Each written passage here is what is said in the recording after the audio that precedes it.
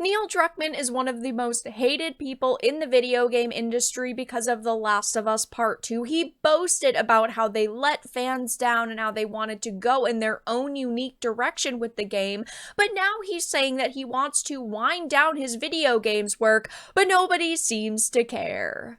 I have a few things to show off, but before we get into the topic, if you enjoy the content I create, check out the links in the description, follow me on social media, and consider supporting through Patreon or through YouTube memberships. Now, of course, sometimes you have to take the trash out, and Neil Druckmann truly is the trash in the video game industry. He has been behind some decent games, don't get me wrong. His career has not been a complete and utter failure, but after The Last of Us Part 2, people could not trust him anymore, and whenever there's talk about Neil Druckmann, people just roll their eyes and say, he decided to kill off Joel, so I don't really care. And that's why people don't care if he's going to kill off his video game creation career, because in a development that will no doubt come as welcome news to players tired of his pretentious stranglehold on Naughty Dog Studios, The Last of Us series co-creator Neil Druckmann has admitted that the prospect of winding down his video game work is becoming more and more appealing to him every day. It says Druckmann provided this insight into his current outlook on his life during an appearance on the 7th episode of Logic's Logically Speaking podcast. I don't really know why they decided to bring Neil Druckmann on this show, but okay.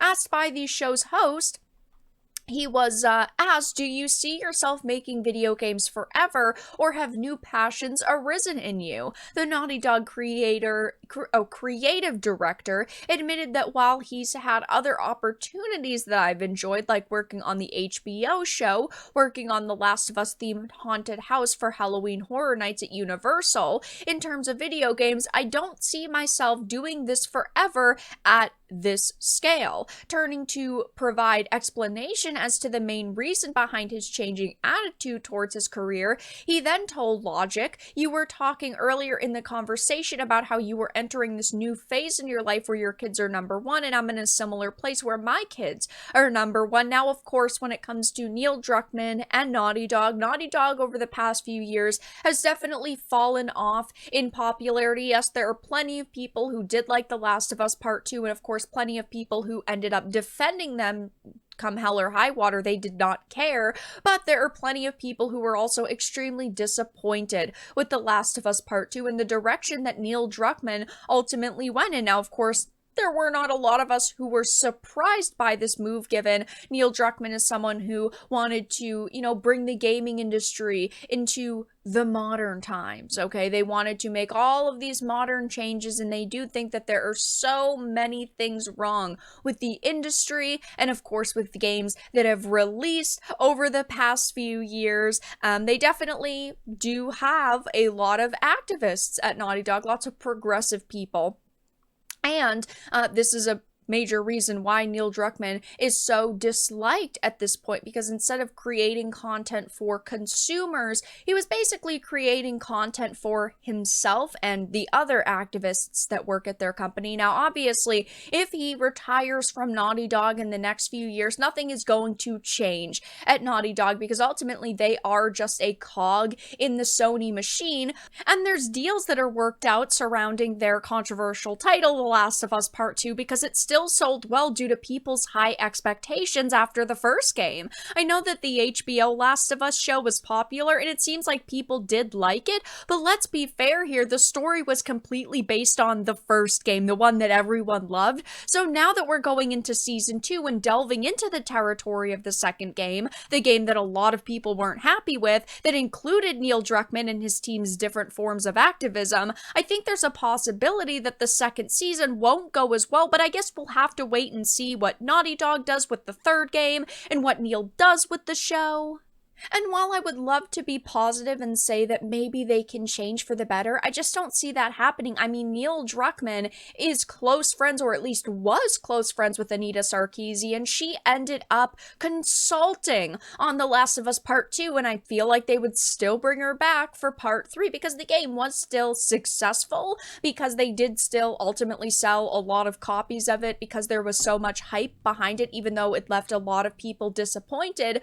But at the same same time, I feel like their scores for this game were so low, they have to go in a different direction and try to bring it back around to what made part 1 so special. I mean, as you can see over on Metacritic, the critic scores are almost perfect. I don't trust them at all. But the user scores are what matters. 163,000 user scores, one of the highest amount of user scores I've ever seen on Metacritic, with a 5.8. Clearly, people were not very happy with them. People were disappointed with the company and the direction they went in. And of course, Neil Druckmann talking about retirement now and kind of phasing out from these larger games and Naughty Dog in general isn't really that surprising given how much backlash he has faced over the past few years, but all because of himself. I mean, he has done several interviews over the years. Neil Druckmann explains why The Last of Us 2 fan backlash is laughable, and he basically said that they created a product that they were confident in, so the fan backlash didn't matter, which of course is so pathetic. You are not making a game for you. You are not making a game that you find fun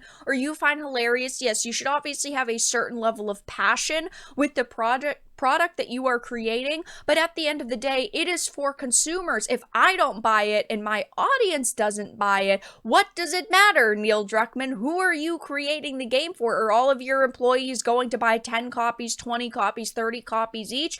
Of course not. Fans matter. And the backlash was not laughable. People were upset that you killed off Joel, who was one of the main characters. And you can kill off main characters in games, but you have to do it in a respectful way. And they killed off Joel in like the most disrespectful way possible by a character who nobody really likes, just to kill the male character off so you could have 2 female leads. I mean, it was just such a pathetic situation. This game was not good, and they didn't end up making combat changes like people wanted, and they ended up making it basically an interactive movie. I can't say that I would miss Neil Druckmann, and I'm sure many of you feel the same way.